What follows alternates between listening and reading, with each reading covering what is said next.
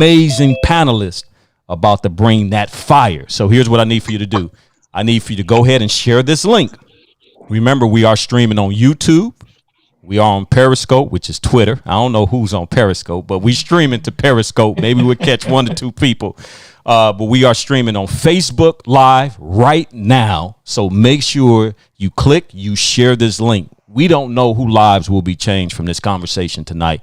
If there's a young person, right, and he's in the valley of decision, he don't understand his purpose. Maybe he had a terrible week this week. Get him in.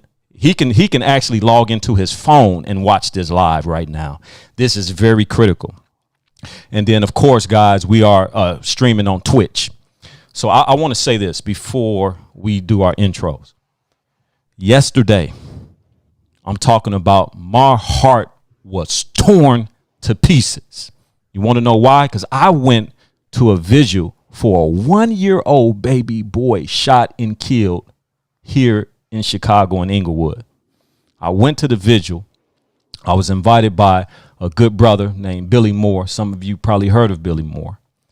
He said, man, we'd love to have you here at this vigil. And I'm going to be honest with you guys.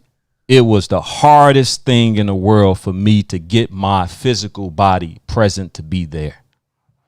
And to see the mother and the father crying because their 20-month, listen to what I just said, 20-month baby was shot and killed on the streets of Chicago, only to find out this is our 6th or 7th child killed over the past week in our city. It lets me know that no matter what we have accomplished, no matter what we have done, it's still not enough. And so our chant was enough is enough in terms of the guns, the violence, right? And we have perpetrators staying in the communities where people are not vocalizing who these individuals are shooting these guns. And listen to me, guys. People may be wondering why we still having these conversations. These conversations should not ever stop that we're having tonight. So I'm going to introduce my brother, Reverend Briscoe. Reverend Briscoe, come on in, brother. Hey, what's happening? We want to welcome everyone to CHAMPS Town Hall Thursdays, hard conversations for necessary transformations. My name is Tony Briscoe, aka The Endurer. I am happy to be here on tonight. Last Thursday, we had our CHAMPS call, Town Hall. After that call, 2 hours later, I received a phone call that my nephew was shot in Arizona. He did succumb to that wound. And so, you know, I take the work that we do very serious. And it just happened to be our time to deal with this type of tragedy. But this is also coming off the week. One of our mentees was also shot 4 times, escorting a family member to their car to make sure that she and her children got there safely. So my week ended rough, still going through. But I'm grateful for the prayers of Chicago. I'm grateful for the prayers of my Noble family, my CHAMPS family, my Poet family, and my Facebook family. So I'm grateful all around for that. And mourning life is no joke, man. It's pretty tough. But this is why these town halls are necessary.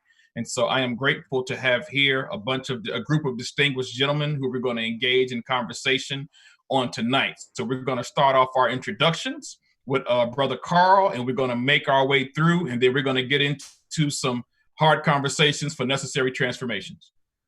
All right. Peace to everybody, man.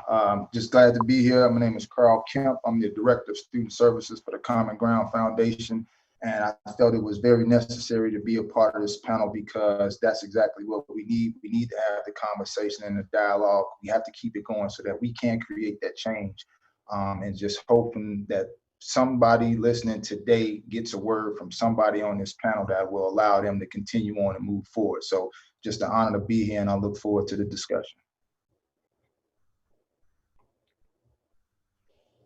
Hey everybody, my name is Michael Mobley. I am a native of Chicago, Illinois.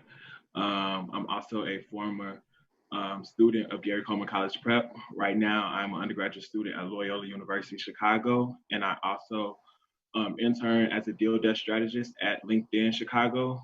Outside of that, I also serve on the board of the Noble Alumni Association, an organization responsible for fostering relationships between Noble alumni who are in their career, who are in college, or those who are aspiring to go back to school or looking for a career.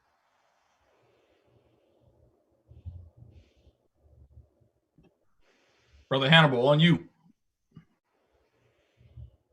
So my name is Hannibal Herford. I am currently the CEO and lead servant of Free Breakfast Apparel, which is a clothing line, but also a movement. We direct a lot of as much of our revenues and profits as we can into charitable giving and community outreach. And I'm not a Chicago native, but I've lived in Chicago since '05. And above all, I believe in service. I don't believe anybody is coming to save us. I don't want them to come save us because we have everything we need to save ourselves. That is all. What's going on, good people? I'm Jamal Thomas. I'm a native of actually Gary, Indiana. My former role actually led me to Chicago. I was working for a school out there, and it led me to build It's a Vibes, which stands for Investing Students Striving for Their Aspirations. Vibes. As my man said before, these are all movements that we are trying to create to empower our people. And essentially, I wanted to narrow my focus on building wealth and paying my knowledge for it as I learn, apply, and make mistakes, but remain steadfast to the journeys of being curious and disciplined in life. And I just wanted to share that. And that's like the main heart of this organization. And that's me.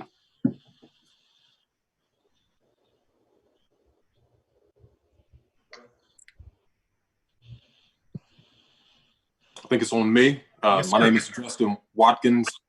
I am a Dayton native by way of Columbus, Ohio. Currently, I serve as program specialist for the Montgomery County Male Leadership Academy.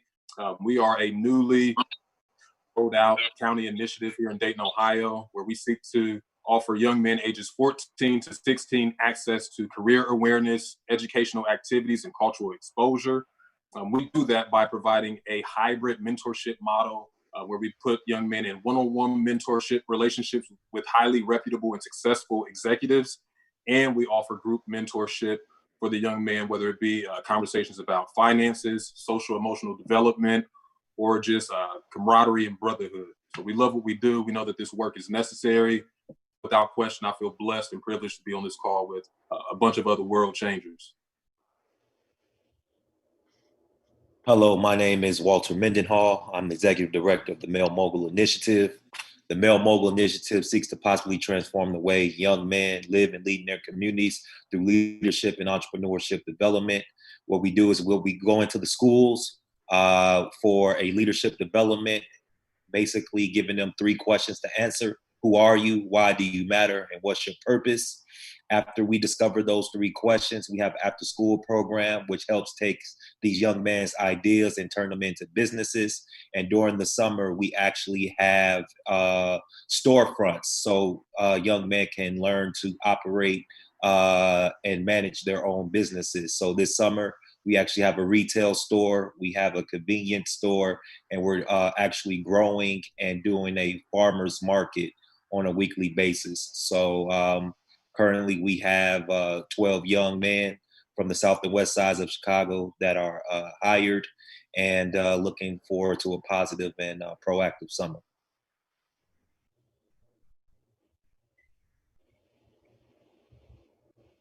All right, thank you. Brother Marshawn.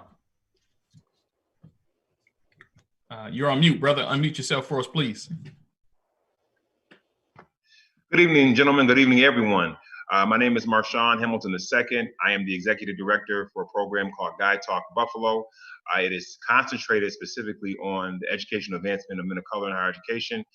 And I'm sure you all know there's a 30 to 40% graduation rate nationally with men of color, and about 40% in this area. And we designed a program based upon, honestly, the output cry of the students who are in the predominantly white institution and who desire to be mentored, desire to, really be just led correctly within the time of their higher education, achieving that degree. It can be very, very difficult, as a man of color in a PWI, predominantly white institution. So we developed pillars of success. We teach financial literacy, education, relationships. We brought in some great professionals who were able to serve, and we brought a series, and we continue to do that since 2017. Our goal, again, is number one, graduation. And since then, we've helped about 30 young men graduate who are working in the field of engineering, in the field of business, education. Some are in school now to become dentists. Some are in school to become lawyers. And so we are thankful for the impact that God has allowed us to make. And now we're looking to reach the next generation, young generation, let them know that there's another way you can go, that these are great opportunities for you to pursue, just like these gentlemen did. And so it's really about supportive services, wrapping our arms around them with support that they need to succeed at the level they're at, and also to go to the next level, and then to turn around and give it back to the community. And so I'm honored to serve in that capacity. It's www.guytalkbuffalo.com is our website where you can check us out. And I'm looking forward to this town hall meeting tonight. All right, great. Thank you. Did I miss anybody? I think we got everybody on intro. So great. We're doing great on time. So let's kick it off with a question. I'll start off with a Facebook question because I like Facebook questions when they come across. Or this is a statement. And Karl, I want you to jump right in, and you guys jump right in behind Karl. The statement on Facebook this week, just in a regular post, the biggest failure of the education system is not teaching our kids about credit. To which somebody replied, that's your mama and your daddy job. Karl, I know it's a funny comment, but when I saw it, I was like, I have not talked to my daughter about this side of finance. Talk to us, Karl. What are your thoughts on that statement, and then the response that somebody made? Yeah, I think the statement is warranted. I think it's a valid statement. The comment actually is just as warranted, right? I think the answers come from both sides, right? As an educational institution, I think there should be some curriculum to teach us or teach our students about, just economics and finance and the power of finance as a whole. But similar to everything else that's taught in the schools, if you don't have the support coming from the household, then it loses its value, right? So I can teach you something in school, but if you're not modeling it, or if you don't have the model at home, it kind of loses its steam. So, I mean, again, it was funny to me, but it actually holds some weight. And I think, that is a conversation that your parents should have, but if I'm keeping it honest, some parents can't have that conversation with their children because they themselves don't know, the importance of credit, or even have credit to speak to. They can speak to, bad credit. Some can speak to good credit, but it's a conversation that they may not feel comfortable in having because they didn't have it. They don't have the foundation themselves to even, put forth that information to the students or their children. Excellent. Before I get to you, Hannibal, Michael, you're in college right now, so I'm wondering what your take is on that, and based off of Karl's response, like, how do you feel like you were empowered and equipped with these questions? Because typically college kids get a lot of credit card offers. So talk to us about your experience. Similar to Karl's point, I feel like the former statement was extremely warranted. I didn't learn about credit until I got to college. Didn't know how to build it, didn't know the ins and outs, didn't know the breakdown, the percentages of what factors into what, and really learn how to strategize on how to build my credit.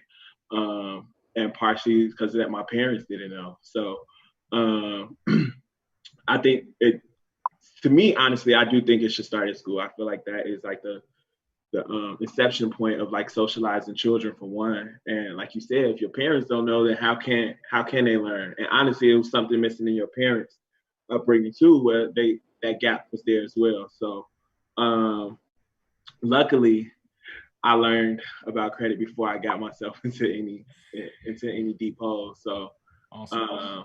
But unfortunately, like I said, it wasn't until I got to college, which was a good 18 plus years down the line.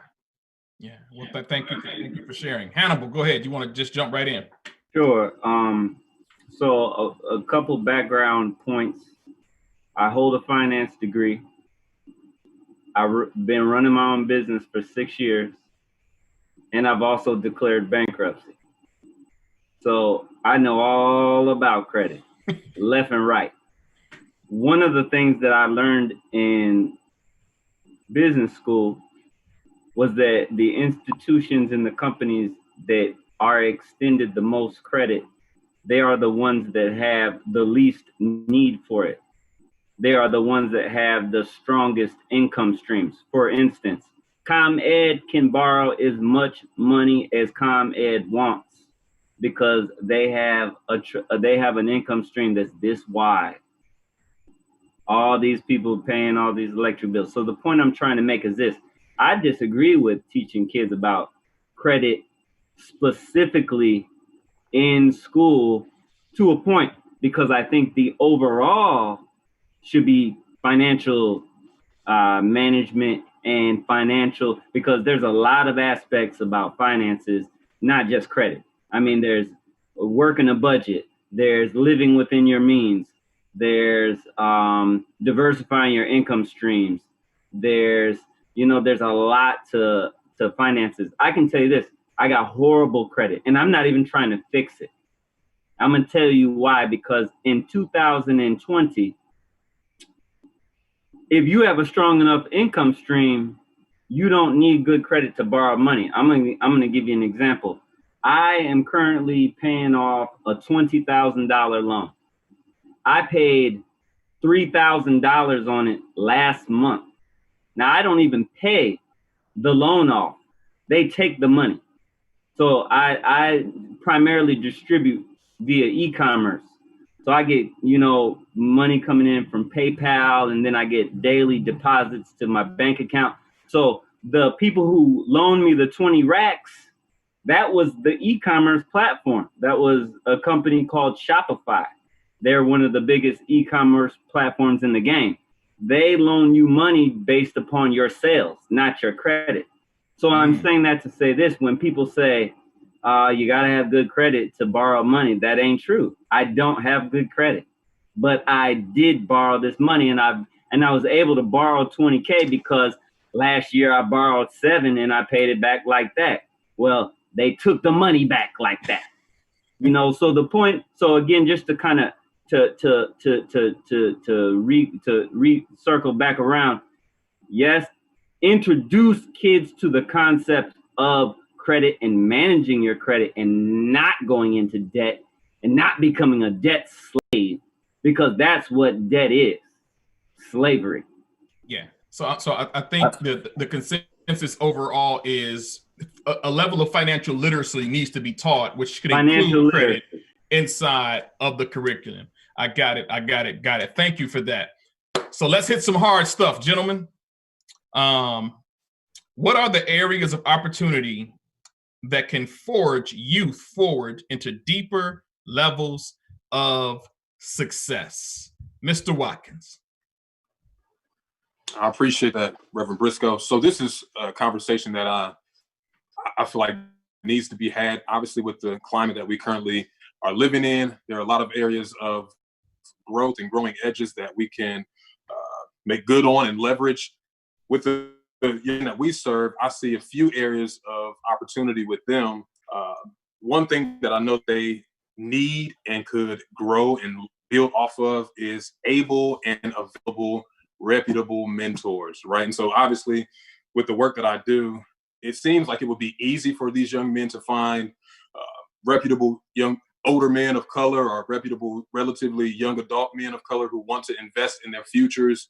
But that's just not always the case for them. A lot of the young men that we serve, about 90%, are in, which don't represent the general population, but in our population, about 90% of them are in female-led homes or single-parent homes and have not had the access to a reputable, good, hardworking man. So that's one of the things that I feel like is a growing edge in an area of opportunity for young men, able and available. Like, we have some guys who are able, they just don't have the time or don't take the time or carve out the time to invest in the young man. Kind of to Mr. Hannibal's point, if you have that type of specialized knowledge, being able to transfer that to a young man before he gets to college and say, hey, when you on that campus and they have that little table set up with the blanket over it and they're trying to get you to get a credit card, you need to have this specialized information and knowledge so you don't fall into some of the same pitfalls that I did. I fell into it. So my job as a mentor and leader within the community is to make sure that as many young men that I see do not fall into those same pitfalls and areas that I fell into. So we need able and available mentors. Another one that I thought of just off the top of my head, which we don't see a lot of during this time, actually in our local school district, a lot of the funding for arts is being taken away. I feel like arts is a huge area of opportunity for inner city young men. I'm a natural musician, been playing music my entire life. I feel like music in some ways saved my life. When I was wanting to hang out with my boys, I did the dirt and hung out with them, but I was wanting to get back home and get on the drums and bang out on the drums and annoy my parents playing all loud in the garage because it was cathartic and it helped me relieve some of the mental pressure that I couldn't articulate simply through words. So I feel like arts is another area of opportunity, showing young men how to write, how to journal, how to draw, how to develop a skill that they could at some point in life monetize in some way. So arts is a huge area of opportunity for young men. I had a couple different areas I just wanted to hit on as well. Community is another one, and I'm gonna run over these really quickly. These young men need community. Research proves that a large majority of young people who are committing suicide commit suicide for one of two reasons. Either they feel like a burden to the people that they're around, or they do not have a sense of belonging. So either they feel like a burden and they're like, man, I'm making somebody else's life harder or more cumbersome, or they feel like they do not belong. And so being able to foster that atmosphere of community for young men, whether it's a group like what CHAMPS is doing, is phenomenal because it gives you community. You see somebody else wearing the shirt with the CHAMPS logo on there. You all have the same chant. You have the same lingo, the same ideas. You're kind of moving in the same way. It's like, I belong, even if I've been, absolutely, even if I'm not part of a familial structure that's solid, I have family and brotherhood here. And those things go such a long way just for the psyche of a young man growing up in a world where you can feel completely by yourself. So creating community is largely important. Reverend Briscoe, what you do, I don't know if you're a pastor, but what you do is extremely important as well. I believe that some type of revitalization of the local church and local community centers will be vital to the progress and advancement of the modern day young man as well. The local church kind of gaining that traction back as a pillar and an influential presence within the community. I feel like that is next level. And it seems like an old school idea, but it actually has so much relevant value where you start to build back up that family where the young man has a place to go. I remember going to vacation Bible schools over the summer to keep me out of trouble.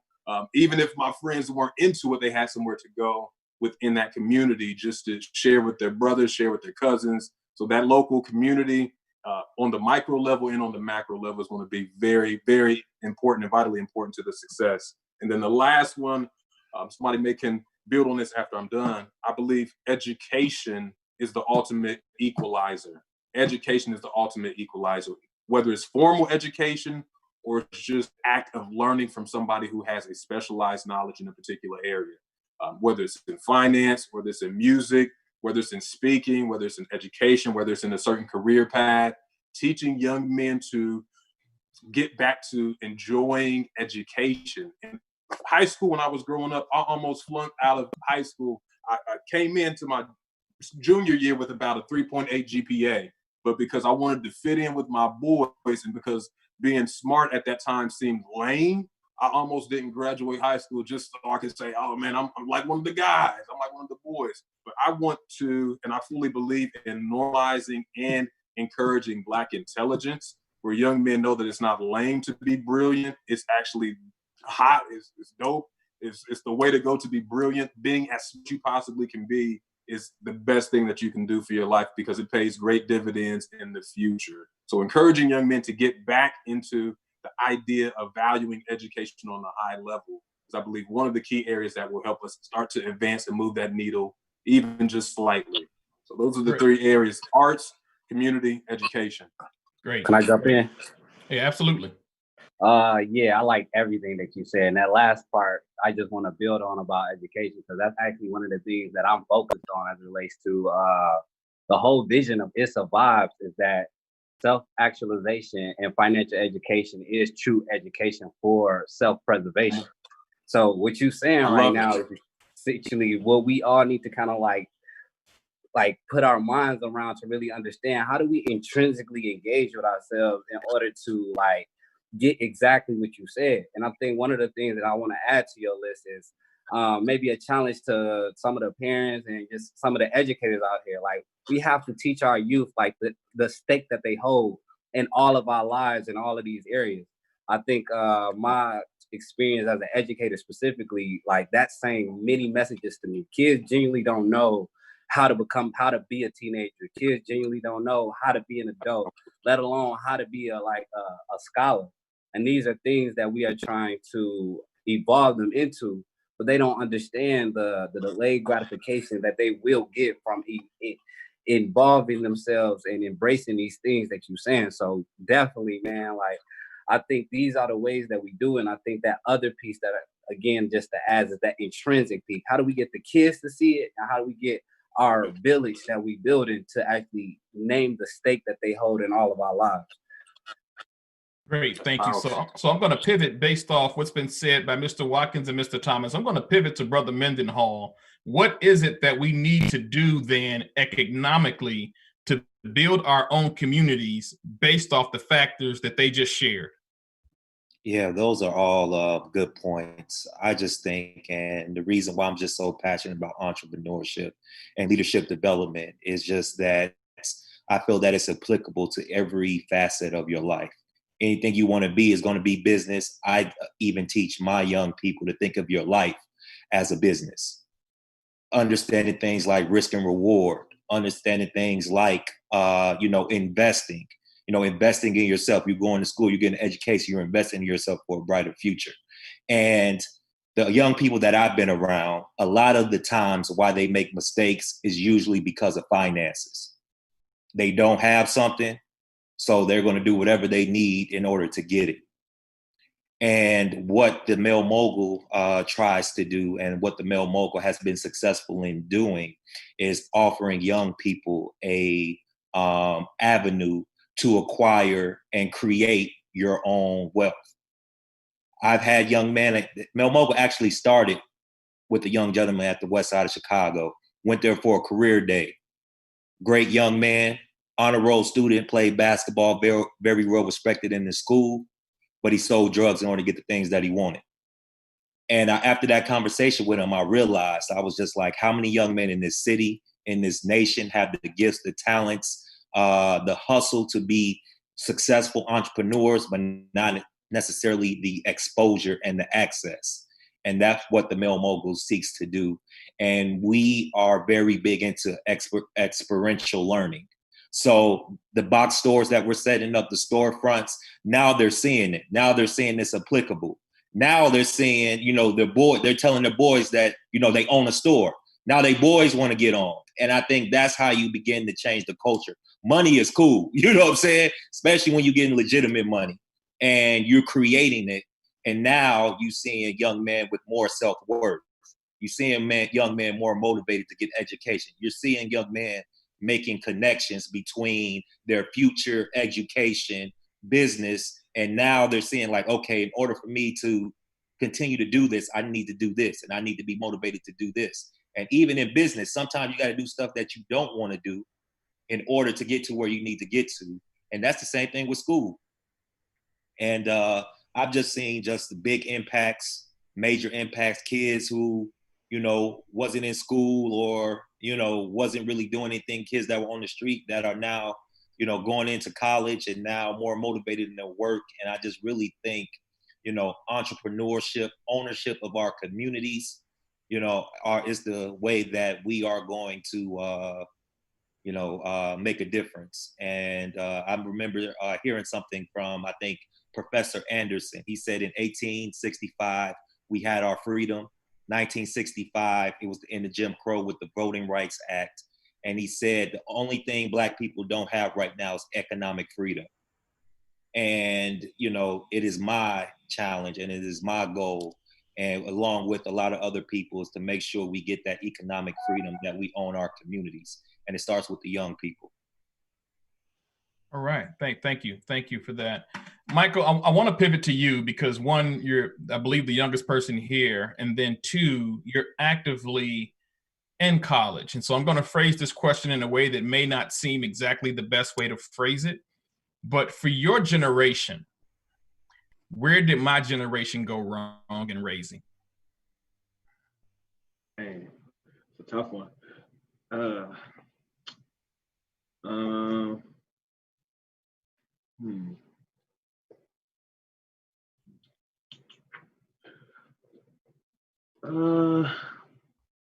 It's a hard one to process. Yeah. You think about it, Karl. You're with the Common Foundation, so I want you to jump in and talk about this. Michael, I'll come back to you because I want you to think about it. Karl, I see you itching, man. Go for it.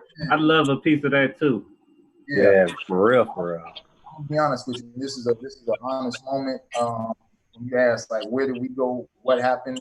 The disconnect is we were too stubborn as a generation to really listen to these young men and these young women to feel what it is they actually needed, right? So I talked about this in a post a while ago when I talked about there's a tolerated layer of like old ideas and thoughts and people who just don't want to get out of the way for us to evolve and to grow as a society and as a people. And so when you have that, you have a disconnect of the energy of the youth and the wisdom of the elders, right? When you put those two together, we can move anything. But if we don't listen to them to really understand what it is that they want and what it is that they need or what they're interested in, we try to put them in a box, right? And so it's like, if you don't do this exactly, then you're not going to be successful. If you don't do exactly what I tell you, then you're going to have failure. And that's not the way to do it. You don't stop a thoroughbred from running, right? They are built to succeed. These young men and women have been through so much that we couldn't even understand and fathom in their short lifespans, that they have this energy and they have this persistence. And it's like, you can't hold them back. You have to allow them to move, but you have to have the structures in place so that you can navigate them through, right? And so that's really, when I say the main disconnect that I feel, is that we've just been too stubborn as a generation to not allow them the voice, right? Because we got 2 ears, 2 eyes, and 1 mouth, which means what? We should hear and see more than we speak. So if we just pay attention to them and really understand what it is they're trying to give us, then we can use that experience that we have to kind of put them on a path to success. But if we just come in with this stubborn mindset of we know what's best, that's why we lose them. That's the disconnect. Because as soon as they feel like that, they don't feel heard, they don't feel engaged, they don't have a seat at the table. They're like, man, you the same thing I'm fighting, right? That's just my opinion. Got you. So Mr. Hamilton, so I want you to weigh in here because you talked about being able to mentor students who were at predominantly white institutions, PWIs. And once you did it, you talked about the results of listening to their needs and what happened after that. So can you talk about that specifically? Why'd you listen? Why'd you take action? And what were the results of the listening and the action that you're seeing now? Sure. I wanted to just say real quickly too, in regards to your question. So I noticed with Sidney Poitier, actually Harry Belafonte, who was Sidney Poitier's peer, he said, I heard him say in an interview, he said, we fought the fight to get our freedoms, but we didn't realize the resilience of our oppressors. And so I feel like if I look back at my life, during a time that, I was in college, my parents are baby boomers, okay? And so their generation had to fight, and the generation before them had to fight so we could have the freedoms that we have and liberties we have today. And I feel like there was a loss of intensity in the battle, if you will, over the past, let's say 15, 20 years. Now, this generation coming up of millennials, they're on another level at this. And they breed this. They love to, to challenge, and they love to, fight for their rights and their history. And so they're very passionate. And I see this amongst the students that I deal with. And so if I was to serve them and serve them properly, I couldn't do it without hearing them, without hearing what it was that they need. I know I was put there for a reason. So, I'm a person too. I love research. And I from my background experiences, having been an RA and everything, I'm kind of trained for this type of work. And so just hearing them, going to their meetings, you got to listen to them. You can't just do something. It's like a give and take. I have to give them something so they give me something. It's like a relationship that I found with them. And that type of relationship, that consistency with them knowing that they can trust you and you giving them something at the same time they're giving you something, the bond happens, and it's something that just happens. And then you just work on that and you continue to be consistent on your end. And, the results are phenomenal, when we can develop that. And I do feel like, as Brother Kemp was saying, I feel like, that baby boomer generation was very set, like, do what I say, don't ask no questions, especially their parents. And so there has to be a leniency now where these kids are, they're like, no, they're like, they want to have a voice. They want to, and that's because, as the Bible says, in my opinion, they become weaker and wiser. And so we're dealing with that wiser. These kids are smart, and you got to show them ways to financial solutions. You can't take money out the picture, because you got to show them a track to how they can, successfully pursue education, why it's going to be valuable for them. And for some, it may be a trade, because they may not want to go to college and wait that long to get that level of money. And so we have to meet our kids where they're at. Can I help Mike out? I think I got 4 words. You can help us out. Help us out. Taboo topics and implied assumptions is some of the things. But I'm kind of close to Mike's age. Actually, I'm only 4 years older than him. And one of those things that, it's, I think I'm walking in my gift, because this is something that I've been confused about myself. Like, how come, because of the way I look, or maybe the way I carry myself, people may think I know more than what I know. But until you actually talk to me, you don't understand that I'm really a student of life. I'm a student of everybody. I want to know what everybody on this call got to offer, because I genuinely don't know. I don't know nothing. Look, I'm trying to build an organization, learn how to trade, learn how to be an entrepreneur, give back to my community, all the things that everybody on this call is trying to do or are doing actually. And it's like, when I go out and I'm curious and I'm talking to adults, I get implied assumptions. And the other part is the taboo topics. Like my man was saying, like, yo, did I talk to my kids about credit?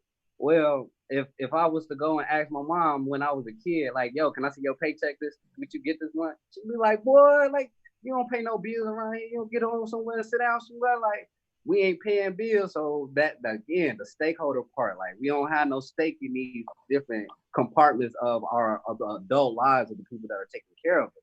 So these become taboo topics. And then when we get older, our parents hadn't had these conversations.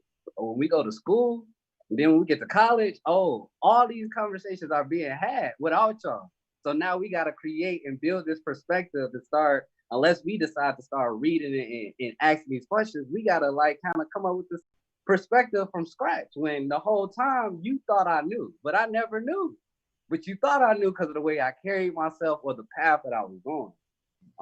Then yeah, that's a word right there. Okay, so I see Michael.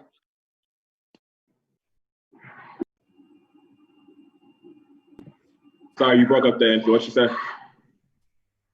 Michael, jump in. Oh yeah. I mean, honestly, all the guys kind of hit of it. I think to touch back on Justin's point earlier, kind of having that sense of community. I feel like that was a big, at least I would speak personally, that was a piece that I was missing. And then also having tangible, I guess, demonstrations of success. I didn't have that. I didn't have that either. And for me, I knew about college, but I didn't know the importance of college. I just thought that it was just something to do as like the standard way, until, like Jamal said, until I got to college and I got around all these other like lost children in a sense, and we are, creating this perspective ourselves and realizing, oh, like this is what we're supposed to do, like this is where we're trying to go. And I think it was the disconnect too, to Karl's point, especially baby boomers, like even in the workforce. And I'm learning this now, being in the tech industry and kind of like shifting away from like corporate America. Corporate American can be, you got all these respectability politics. And I feel like there is a huge disconnect between that generation and millennials who are coming up, and it's just a different way how we express ourselves. And being in the tech industry, it's a little bit more lax. And I'm realizing that there is a space for people to kind of really, freely express themselves, have fun at work, and really enjoy themselves, and still and progressing at their job. So I think kind of you fellas all kind of hit on like some very crucial points, and some gaps that's been missing between the older generation and personally my generation. I would say my life experience. You know what the biggest gap is? The biggest gap is they didn't create enough opportunity for us or these young people coming behind us, period. And let me tell you about these boomers, and my dad is included, and all these people, and they got a good reason for it. Like, they didn't have the internet. They didn't know the true nature of the world. They didn't know how wicked the beast is, okay?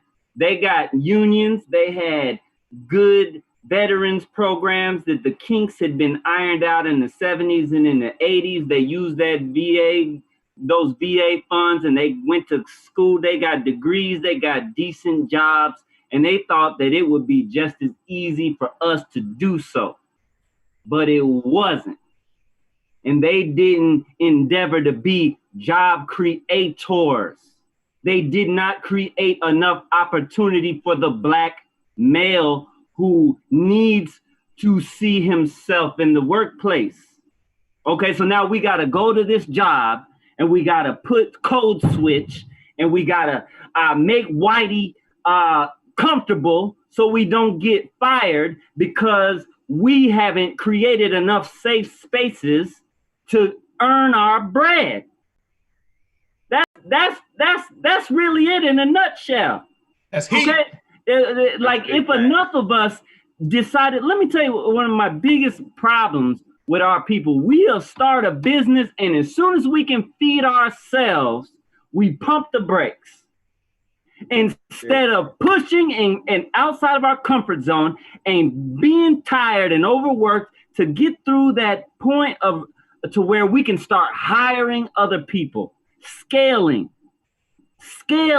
and hiring the people that are cut out of conventional employment channels. I don't know how many jobs I've been fired from because I was an unruly Negro, a field Negro on the job who saw workplace discrimination and said, hey, I see you all.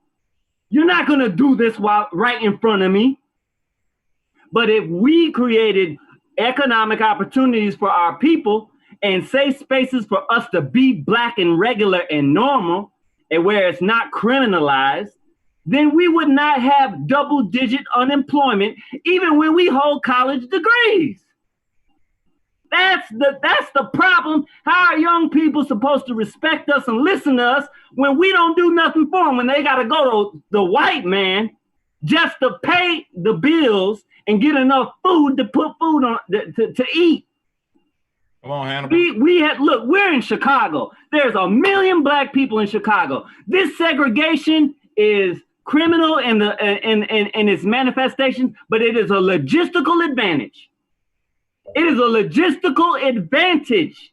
If we had Black businesses that primarily serve Black people, the logistics of accessing neighborhoods that are 90% Black are minimized because we are segregated. Do y'all hear me?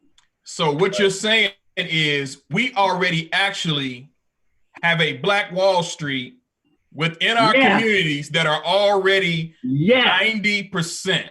Yes, but instead of galvanizing and capitalizing and leveraging all that, we're just waiting on white people to give us an opportunity, to give us a job. And that has got to stop.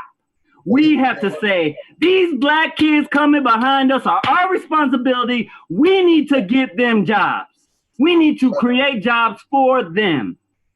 Not send them out into the world with an education so they can learn how to code switch and maybe get a job. Right.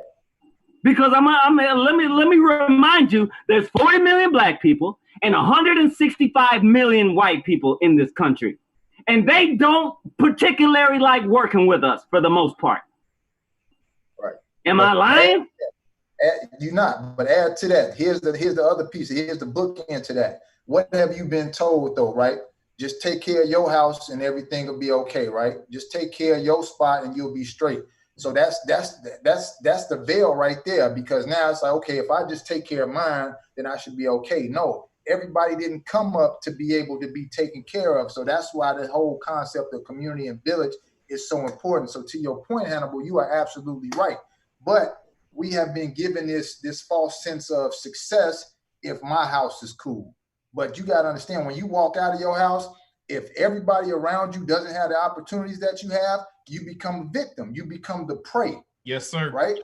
Instead of doing that, let's be community. Let's be family. If I got it, if I make it over this fence, I'm not just running. When I make it over the fence, I'm about to turn around, put my hand back to bring you with. You 100% correct. And see, the crazy thing about it is we was operating like this back on the continent, and then we got here, and then the white man gave us this lie about individuality, right? And so now we bought into that to our detriment, when they don't even practice pure individuality.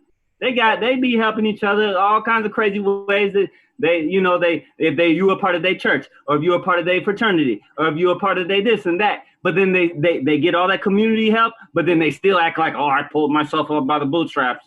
No, you are 100% correct. Until we get rid of, and until we teach the mentality of this, we all in this. Because I tell people all the time, we have community problems that require community solutions. Yeah. I'm not going to be able to avoid racial profiling just by making $1 million a year. Or graduating from Yale. None of those individual accomplishments. Just ask Skip Gates when he got arrested trying to get into his house when Obama was the president. Yeah. His Harvard affiliation didn't help him. But if Black people approach their existence in the communal way that we learned 1,000 years ago and taught it to our kids and lived according to that, then we think communally and we apply communal solutions to communal problems and then effectuate the change that can insulate us from those kinds of issues. I am tired of being nervous about dealing with law enforcement. I have called the police on people before. I was a Marine. I was a corporal in the Marine Corps, and my daughter was 2 months old, and my brother came up to visit. I was on a naval base training, and a sailor pulled a gun on me and my brother because we was playing ball too late. I called the police. The police came and almost shot us. I'm tired of this. And the thing is, if we applied ourselves, how many of us feel like, I know y'all brothers in here feel a compulsion to give back and to serve your community. You feel something inside that directs you to do this. But a lot of us don't. A lot of us do not. And it's like they don't, many hands make for light work. And it's too many people who are like, I'm good. So, y'all be good. Y'all go to do what I did and y'all be good. No. This Dr. Marimba Ani said this: all things are spiritual, and everything you see in the physical is merely a manifestation of the spiritual. So this mentality of civic duty and communal living needs to be the spiritual fuel that we use to inform our physical actions, so that our young people can plug themselves into a strong community that is able to give them the opportunity that they need to feed themselves and do so with dignity. Got you. So I'm gonna pause you because I want to go to Mendenhall, because Mr. Watkins said something earlier about education being key. All right. Mr. Kemp said, we got to listen. Mr. Thomas said, we cannot assume. Mr. Mobley said, my parents were great, but they can't teach me what they were never taught themselves.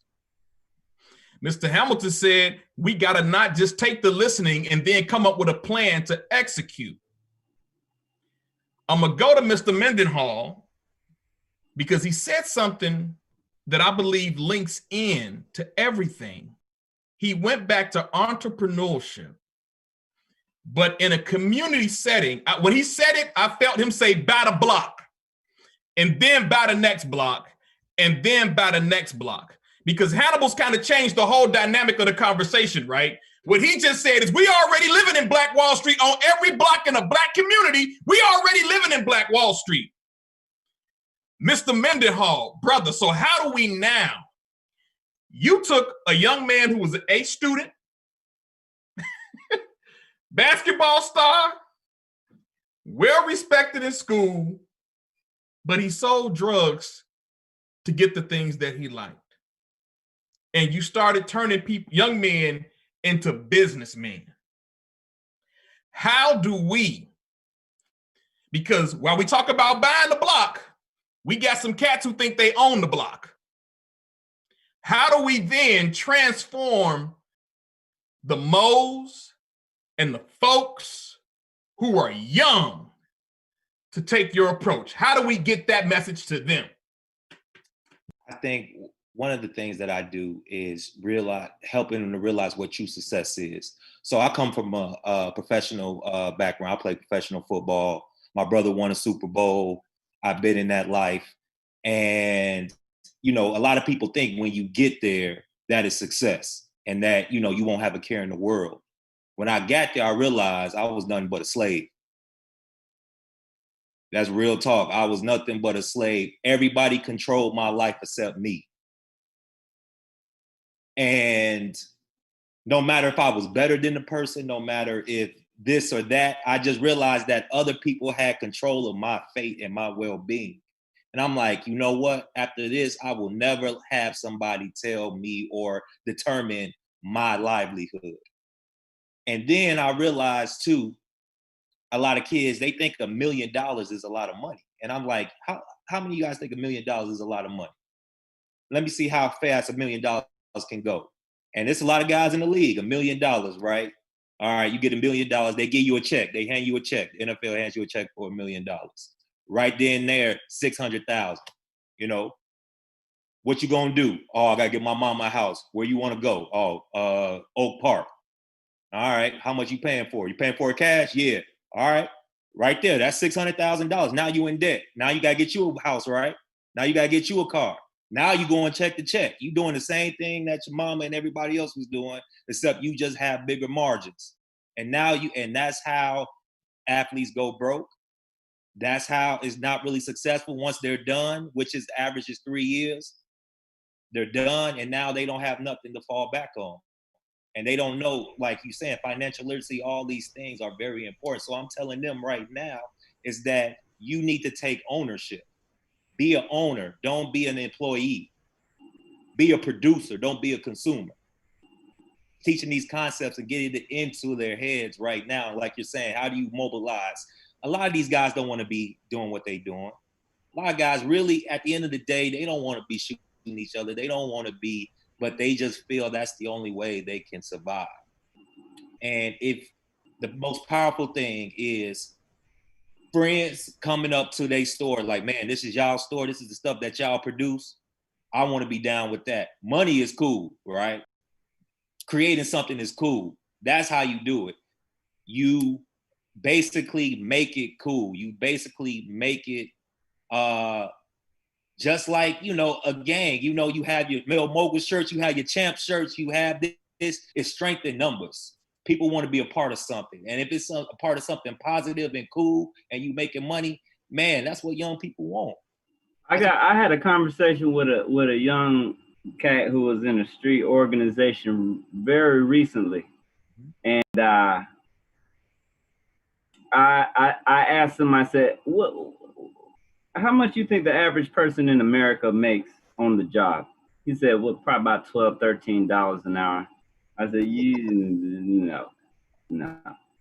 I said, it's a lot of people with boring jobs making way more than that.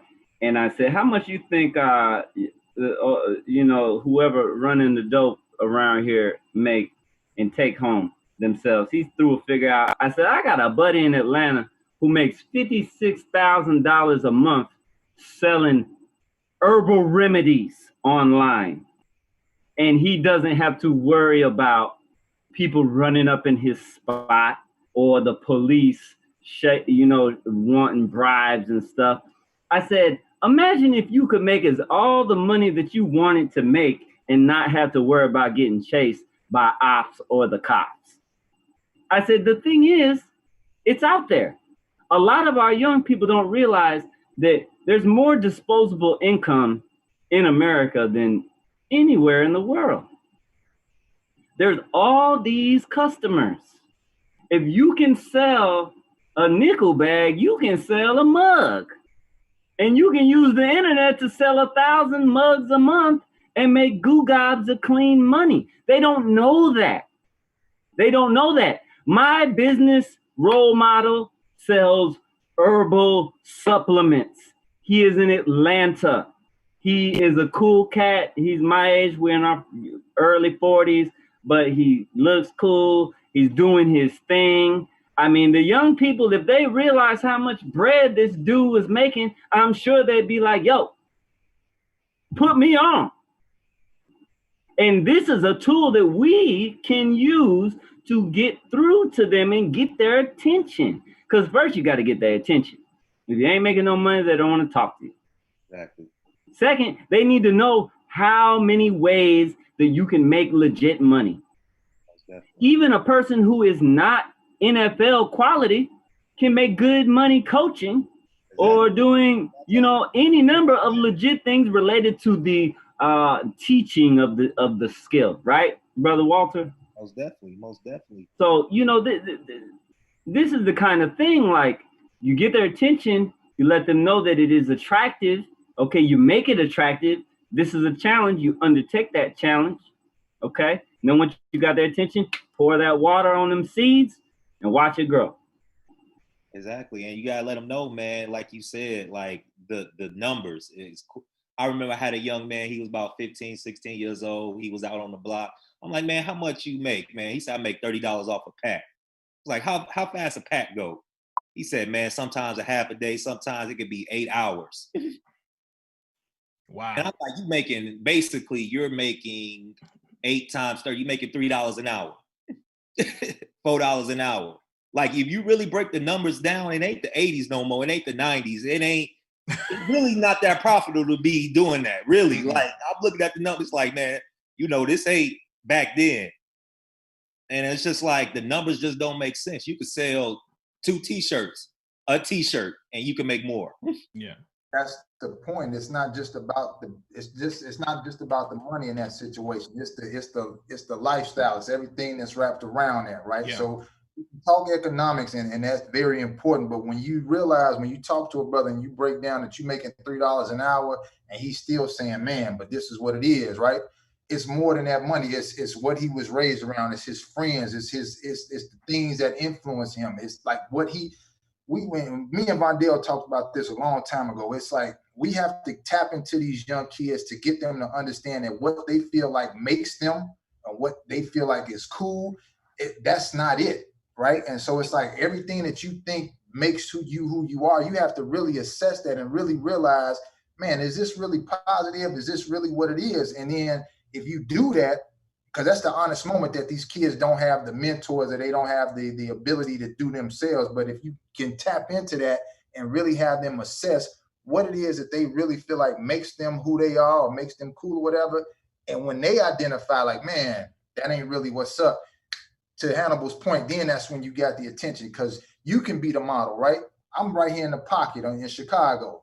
I come out, nice car, nice crib, whatever. And so I say, man, who you looking at? I'm looking at Buddy over there. To your point, the difference between me and Buddy, I can enjoy my life. I can go off my block. I can travel. That dude has to stay within 4 corners, and it ain't even all day. It's certain times of the day when he can come out or she can come out. But see, me, I got the same car, I got the same clothes. I carry myself with a certain dignity that you feel like Buddy has, but I can move out. And I can bring you in mine, and you can be safe. You can ride with me and not have to worry about getting pulled over. You can ride with me and not have to worry about getting shot at. I can show you how you can have it yourself. And so that's the part when we talk about like the disconnect. That's really what it is. We have to model the behavior, because we are cool. We talked about this earlier, right? they don't really listen to us because we corny, we old, but it's not. We not. We are what they should be modeling. We are what they should be focusing on and trying to be, and just do us one better. That's the point of the youth, man. I see what you got. I got that. I'm just about to be better. It's called evolution. That's man, the simplest term I could use, man. It's evolution.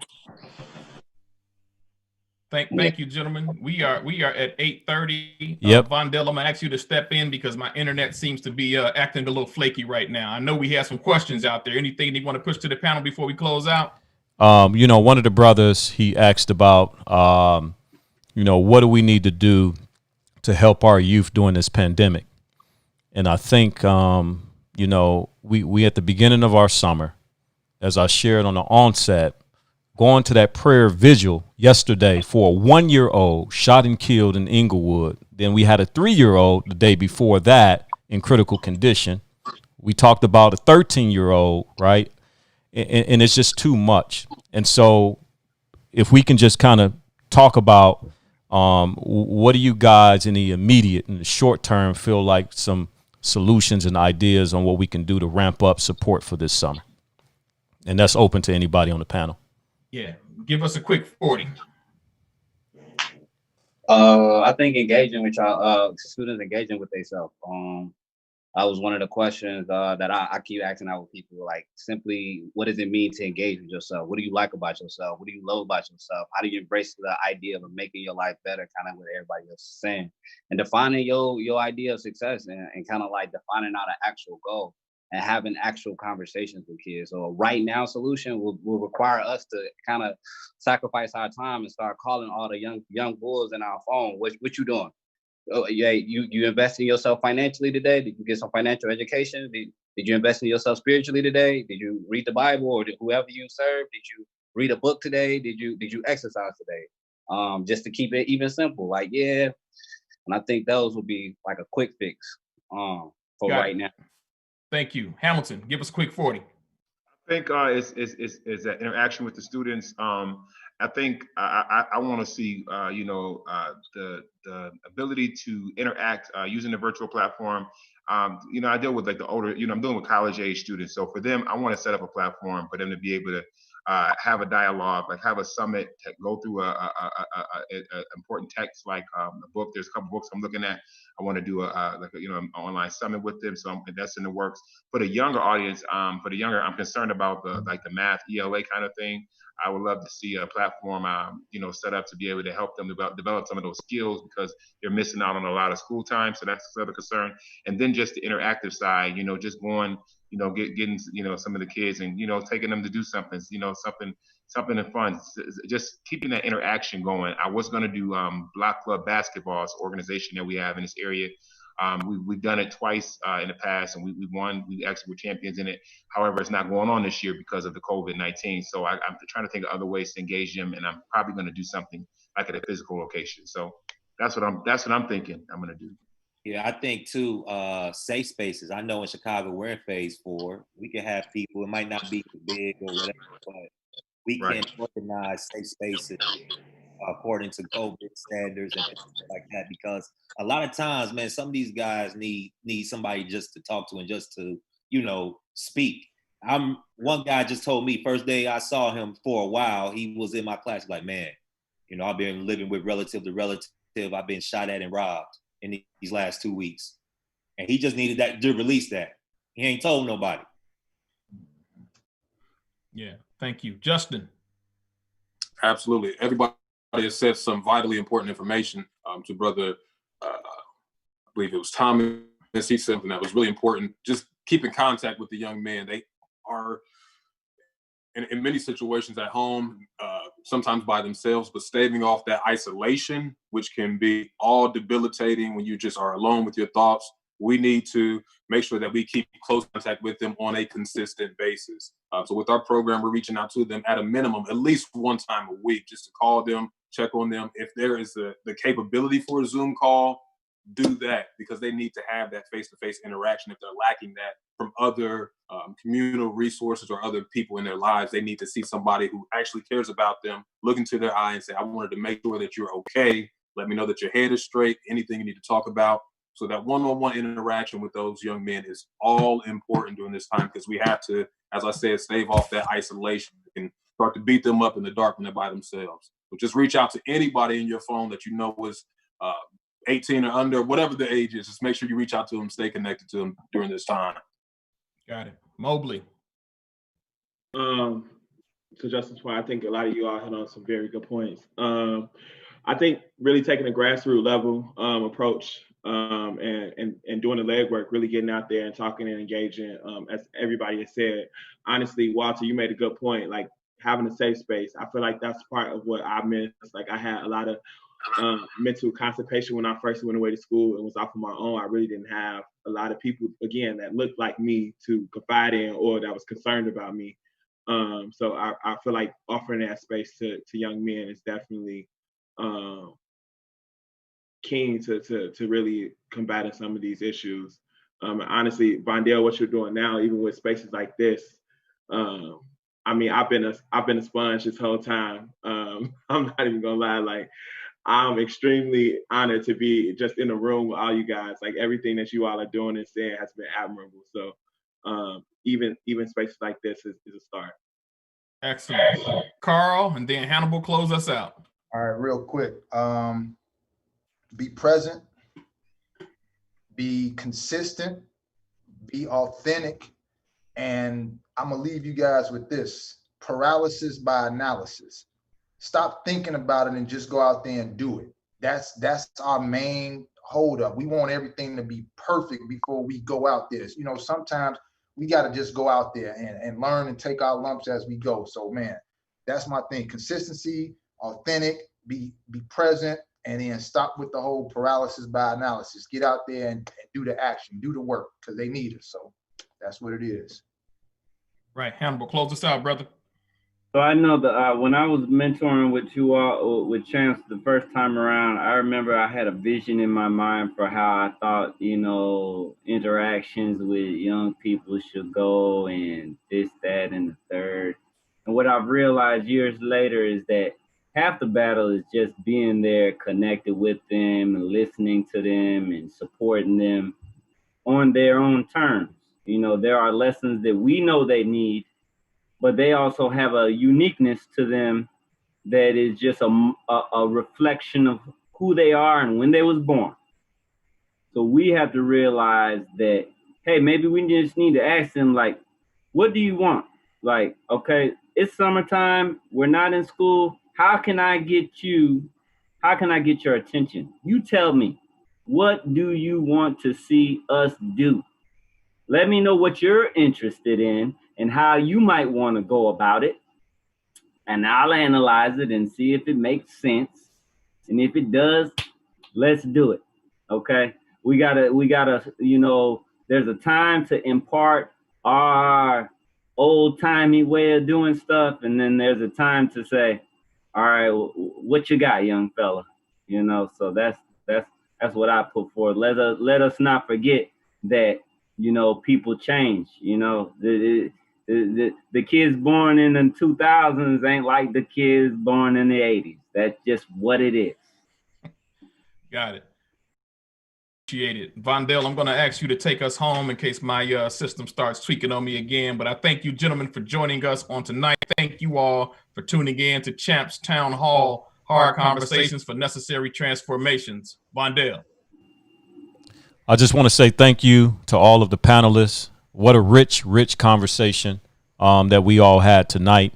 We're going to do what Karl just mentioned. So this Saturday, we're going to get out there and we just going to do it. So for those of you who are in the Chicago or Indiana area, or if you're in Wisconsin, Saturday, we are meeting at the Ring of Hope at 12 o'clock p.m. We making it a community event. Why? Is because historically, July 4th weekend is one of the most dangerous weekends in our city of Chicago. And so to combat that, we need to ensure that we take back our communities. We are not afraid. We're not scared to go outside in our communities and engage with our young people, engage with the lady who's sitting on a porch who told us in Greater Grand Crossing that she was afraid to go outside on her own porch That time should be over with if we come together and say, no, this is our community, and apologize to the young men for not being consistent, not being authentic, for not showing up, and then invite them in and say, let's talk. Let's grill. Here's a hamburger, hot dog. Let's sit down. Let's fellowship. And so I want to give a couple shout outs real quick. Again, shout outs to all of the brothers, Michael, Hannibal, Walter, Jamal, Justin, Marshawn, and Karl, as well as Reverend Briscoe for moderating. Excellent job, soldier. But I want to give a shout out to Pastor Anthony Wright, who today said, yep, you can use my church, Ring of Hope. We're going to come in. I want to shout out to Jamal Cole for giving us the grant and all the great work that he's been doing to mobilize. We have not forgot about what's ahead. So like Oral Roberts would say, don't park here. We cannot afford, as Hannibal mentioned, when we create businesses of opportunities, right? And we get that first rift, then we stop. No, this is the time where we have to be aggressive. We have to be proactive. And so again, Saturday, 12 o'clock p.m., I'm going to be posting the flyer as soon as possible on all the details so you guys can come on out. We're going to have a safe weekend. Hey, fellas, man, it's other ways. Listen to what I'm saying, that we have to communicate. Somebody get mad at you. It's not time for you to pull out that thing and pop them. Hey, brothers, you hungry? You trying to get something to eat? It ain't time to poke somebody and rob somebody.